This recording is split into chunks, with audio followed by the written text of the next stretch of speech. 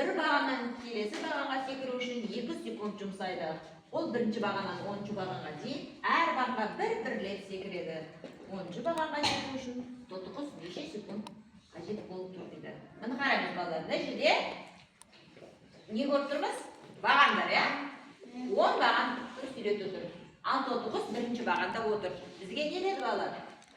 Bir бағаннан екінші бағанға секіру үшін бізде 2 секунд жұмсайды екенбіз. Әр қайсысына жеке секіріп келетін болса, біз 10-шы бағанға секіріп келу үшін неше секунд жұмсайды екен? Қалай ойлайсыңдар? Қаны ойлап көрейікші? 18. Қайсынан таптық оны? Неге болады? 18. Неге 18? Себебі әр бағаның біз аралығын тауып аламыз, ә? Ол үшін біз бірінші секіріп оннан бір таңда атамыз. Себебі бізде 9 аралық болады. Секіргенде аралықтары 9 аралық болады. Ал бізге балалар басында не деп еді? Әр бағанға секіру арқылы 2 секунд жұмсаймыз. Демек, 9 пен 2-ні көбейтіндісі қанша болды екен? 18.